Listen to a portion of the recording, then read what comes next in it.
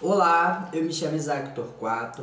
O tema do nosso vídeo de hoje é o governo de Humberto Castelo Branco, período esse que vai ser marcado na história brasileira de 1964 a 1967, dando início ao que nós chamamos de primeiros governos militares, e que vai iniciar então o processo da ditadura militar. Eu tenho um intuito aqui, trazer alguns pontos principais, falar dos atos institucionais, para a gente entender o contexto do que foi esse período da ditadura militar ali no seu início, dando início aos governos militares no Brasil. Período esse que vai ser de 1964 até 1985. Eu quero trabalhar o governo por governo para a gente possa entender de forma mais geral, mas de forma mais detalhada, já que é um período que na ditadura militar brasileira a gente vai ficar por bastante tempo, então precisa a gente atentar a todos os detalhes. Eu sou Isaac Torquato, sou formado em História pela Universidade Federal Rural do Rio de Janeiro e hoje trabalharemos para vocês o que foi o governo da ditadura militar. Dando o primeiro início, eu gosto de trazer a crítica do conceito do que é a ditadura militar. Nós chamamos de ditadura empresarial civil militar. E por que esse nome todo completo, né? Se chama-se ditadura porque nós entendemos o nome ditadura não através de um cunho moral. Aí, em determinado momento, os historiadores, sociólogos quiseram colocar o nome ditadura porque eles acharam melhor. Não, o conceito de ditadura, ele é um conceito que ele é atrelado às ciências humanas. A todo momento é um contexto que, de forma inconstitucional, os militares adentraram ao poder. Como eu falei no vídeo anterior do João Goulart, dando um golpe ali no dia 30 no dia 1º de abril de 1964. Então o conceito ditadura, ele não é um conceito de cunho moral, e sim um conceito que é trabalhado nas ciências humanas. E diversos governos, não só na história brasileira, tanto de esquerda também quanto de direita, nós temos processos ditatoriais. O conceito de ditadura, ele está atrelado a esse momento, de uma forma de um governo que sobe ao poder inconstitucionalmente. O nome também empresarial, ele vem atrelado ao quê? Que foi um governo que não foi só os setores militares que apoiaram essa ditadura. Nós tivemos também o empresariado, até a Rede Globo, que vai apoiar no início ali da ditadura militar, entre outros empresários que vão apoiar a ditadura. Então essa ditadura, ela é composta não só pelos militares, mas sim pelo setor empresarial. Trabalhamos também o civil. E por que também o civil, O civil é porque o Congresso, naquele contexto ali, ele está atrelado a algumas pessoas que concordavam com a ditadura, outras não, mas que não eram militares, então nós chamamos civis por conta do Congresso. Claro, esse Congresso ele vai ser submetido ao que os militares desejam fazer naquele momento. Até porque o Congresso ele vai existir ali por uma forma de maquiar para dizer que não é ditadura. E também o militar, porque nós entendemos que o setor militar, que já queria dar um golpe, já desde a Primeira República queriam voltar ao poder, agora de fato conseguiu em 1964. Dado essa devida introdução sobre esse nome, um outro ponto que eu acho muito importante nós destacarmos é o que? É o conceito de soborno e linha dura. Dentro da própria ditadura militar, existiam rixas entre os próprios militares. Um que defendia uma ditadura que é dado como uma ditadura mais branda, que tem sim pressão, que tem sim momentos opressores. Isso não destaca, não diz que nós não temos momentos opressores, mas que tinha uma ideia de que de devolver para a democracia, de não dar continuidade. E essa linha dura que pretendia estender o regime, até porque o governo militar ele vai assumir o poder com a justificativa de o quê? De salvar o Brasil do comunismo e também de estabelecer tirar o Brasil do mapa, de um país que não tem uma boa economia, de restabelecer a economia no Brasil, já que a gente estava vendo aqueles governos do Juscelino Kubitschek, claro que vem lá desde a Primeira República, mas se acentua mais uma crise inflacionária, então eles querem salvar a economia brasileira. E aí a palavra soborno significa isso, governos que estão mais ligados a setores de uma forma mais pensando em voltar para a democracia, e outros, linha dura, que desejam continuar com a ditadura. Lembrando que tem repressão nos dois, mas as linhas de pensamento é essa. E Sorbonne faz uma alusão a uma universidade lá na França. Significa que eles eram acadêmicos da França? Não, longe disso. Mas se faz uma alusão dizendo que eles são mais intelectualizados, por assim por dizer. E aí, para falar sobre o Humberto Castelo Branco, eu acho que em primeiro momento a gente tem que destacar, né, o quê, né? Que quando os governos militares eles vão se estruturar, né, e ali naquele momento se estrutura uma junta militar, né, ali até do dia 1º de abril até o dia 15 de março, e aí logo em seguida tem uma eleição indireta, e dentro dessa eleição vai eleger o então Humberto Castelo Branco. E o que é uma eleição indireta? É que o próprio Congresso, esse Congresso, ele vai estabelecer o quê, né? Qual eleições será, quem será eleito. Não é um voto direto. E aí que a gente configura também no processo desse momento ditatorial. E aí, ele, ao longo desse contexto, ele vai adicionar vários atos institucionais, que seria uma coisa que está acima da Constituição, umas leis que vai determinar como essa estrutura ditatorial ela vai se implementar. Como eu disse, né, no outro vídeo, nós temos ali as questões de alguns parlamentares que já tinham sido cassados, algumas pessoas que já tinham entrado na ilegalidade, e todo mundo que vai ficar contra esse processo da ditadura, todo mundo que for contra os governos da ditadura, né, os governos dos militares, eles serão cassados e serão abdicados. E aí, o que é importante destacar, né? Em primeiro momento, nós entendemos que o quê, né? Que os governos, né, ele criou uma coisa chamada SNI. O que era isso, né? O Serviço Nacional de Inteligência. E o que é o Serviço Nacional de Inteligência? É uma forma que o governo ele vai mapear os seus opositores e vai perseguir. É aí que a gente tem também a implementação, né, da cassação da UNE. O que é a UNE? União Nacional dos Estudantes, que era um movimento estudantil que logo no dia 1º de março tinha sido incendiado a sua sede ali no Flamengo. Eram os estudantes universitários que iam contra essa ditadura militar e foi perseguido, o seu líder e morto. É dentro desse contexto dali que nós entendemos que o quê, né? Que o Serviço Nacional de Inteligência ele serve para perseguir todos os opositores do governo. Porque você tem uma ideia de um corporativismo, né? O que seria esse corporativismo? Uma única sociedade, uma forma uniformizada. E todos que não convêm dentro do modelo do que o Castelo Branco vai entender como sociedade, tem que ser eliminado. E aí que a gente cria o conceito de terrorismo de Estado, que é o próprio Estado implementando o sistema de terror, torturando, matando, exonerando pessoas, exilando. É óbvio que naquele contexto a tortura ela nunca foi algo legalizado, ela nunca foi algo legal. Mas puros aparelhos midiáticos, os aparelhos de informações e está submetido ao Estado, a tortura ela foi implementada, mas ela não ganhou repercussão dizendo que era contra, né? Não ganhou destaque na mídia. Só através, né, lá para frente, de 68, né, dos seus movimentos que trabalhavam contra a ditadura militar, o que nós chamamos de movimentos opositores. E aí que nós estabelecemos os primeiros atos institucional. E como o Humberto Castelo Branco ele assume o poder, ele tem o intuito de querer devolver para a democracia. Ele queria meio que continuar o governo do então João Goulart. Sabemos que ele não vai dar continuidade, né? Que ele vai até passar um pouco mais de tempo. E aí que nós temos o ato institucional número 1. O que seria esse ato institucional? Seria uma lei, já que a Constituição estava suspensa, uma lei que ia promover os militares nos poderes, estabelecendo os poderes legislativos para os militares, já que eles detinham tanto o poder executivo e, de certa forma, eu vou falar já do poder legislativo. E aí, no ato institucional número 1, que é o chamado de AI1, foi estabelecido a abertura da ditadura militar, dizendo assim, os militares chegaram no poder, a abertura da ditadura militar, temos a caça de mandatos de parlamentares, até porque todos os parlamentares, que eram contra essa ditadura militar, que não aceitavam, foram caçados.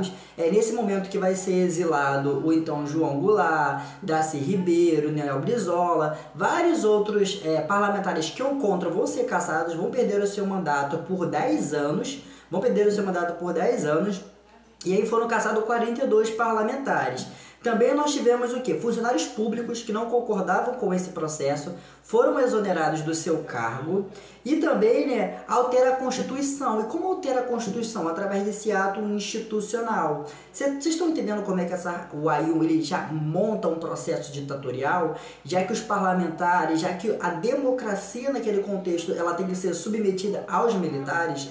E aí, ao longo desse processo, essa ditadura, ela vai tendo cada vez mais altos e baixos. A gente não pode ter a ditadura como uma forma homogênea e todo o governo exatamente igual. Mas, de todo modo, às vezes um continua o outro, revoga o outro. Eles também têm divergência dentro deles. Mas nesse contexto, aí ele se estabelece dessa forma, para dizer, ó, a ditadura chegou.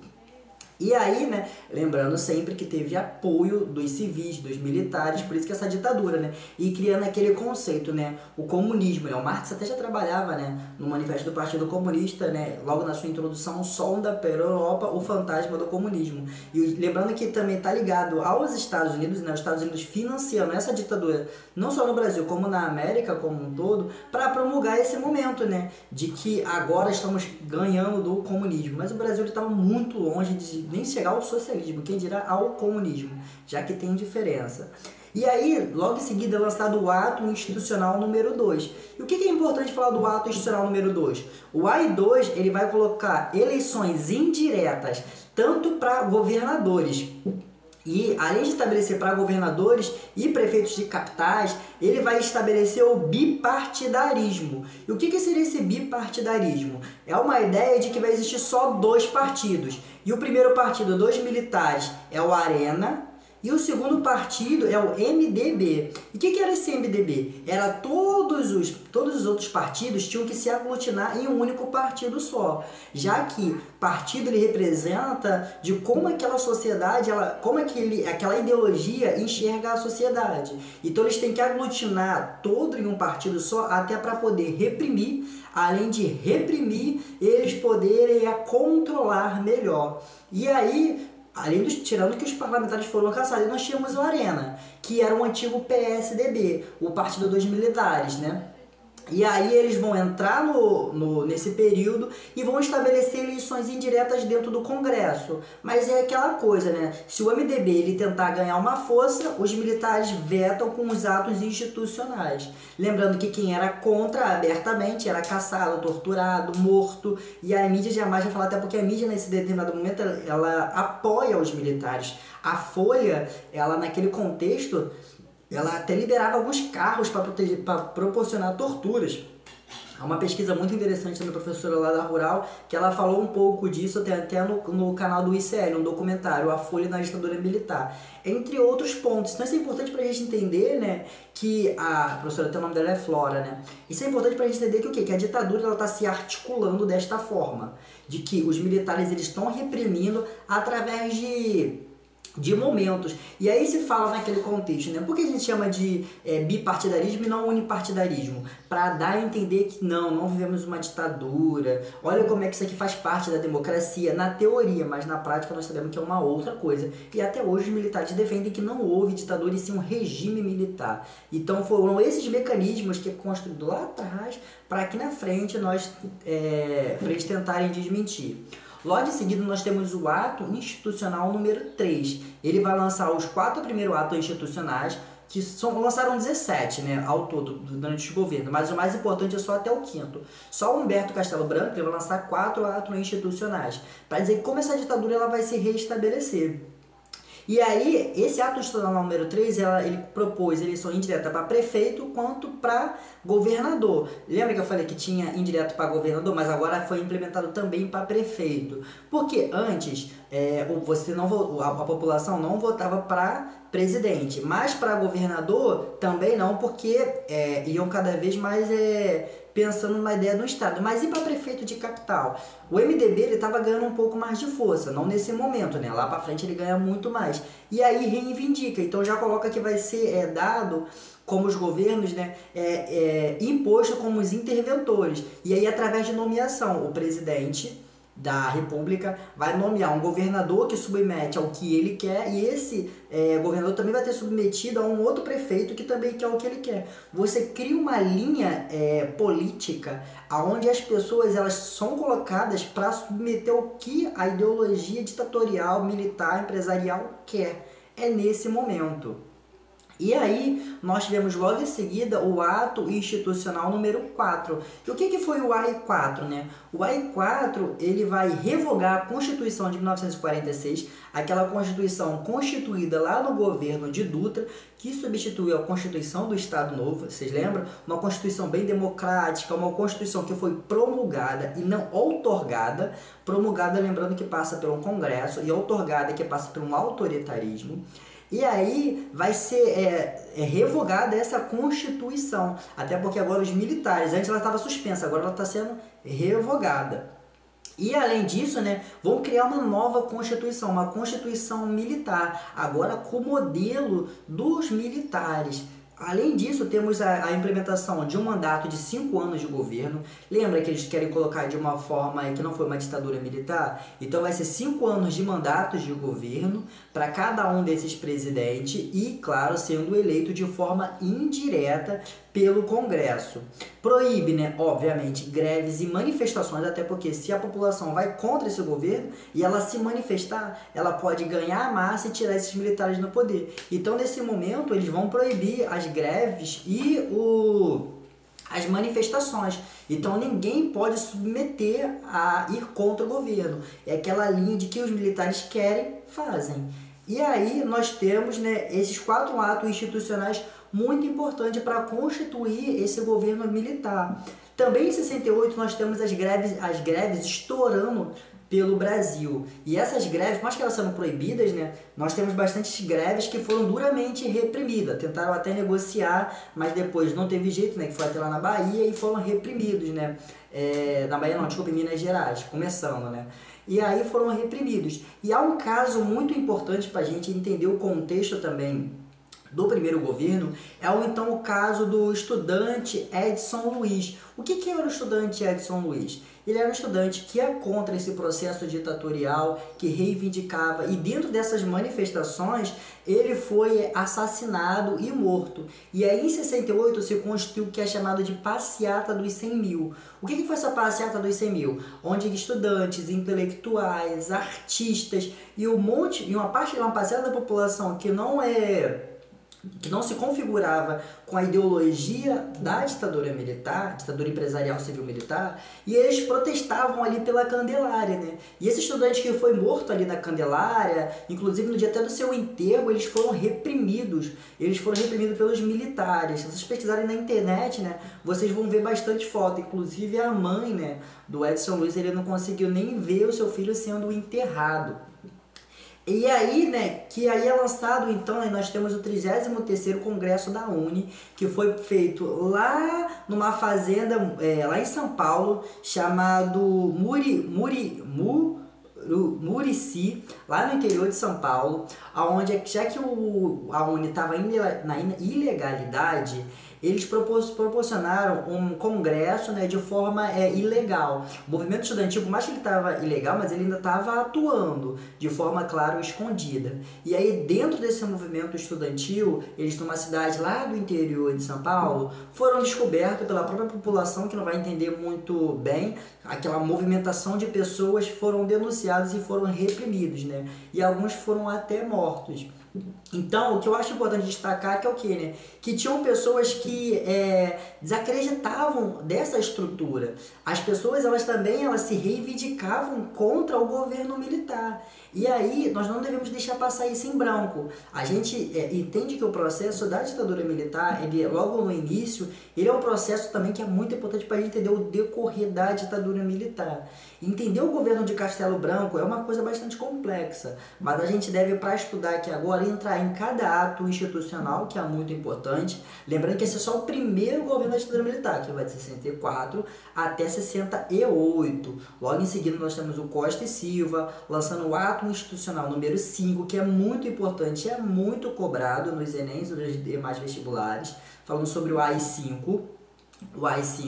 Mas aqui, para pensar o Castelo Branco, pensa nessa ideia de chegamos, dos militares, de quanto o setor empresarial apoiou a ditadura militar. É nesse momento que a Rede Globo ela vai ficar muito grande e muito forte. A gente está vendo aquele contexto ali da crise, até porque nós entendemos que quando João Goulart ele critica a elite, quando ele fala sobre a reforma agrária, os militares assumem o poder porque uma classe média apoiou, né? E aí nesse momento nós temos a implementação do primeiro governo e ele vai durar até 1968 e vai acabar com então a nomeação do então próximo presidente, que é o Arthur Costa e Silva, que já vem da linha dura. Espero que vocês tenham entendido, né? O que foi esse período, esse contexto, entrei em cada detalhe bem específico, trouxe bastante o conceito e espero encontrar vocês numa próxima. Desde já agradeço. Tchau!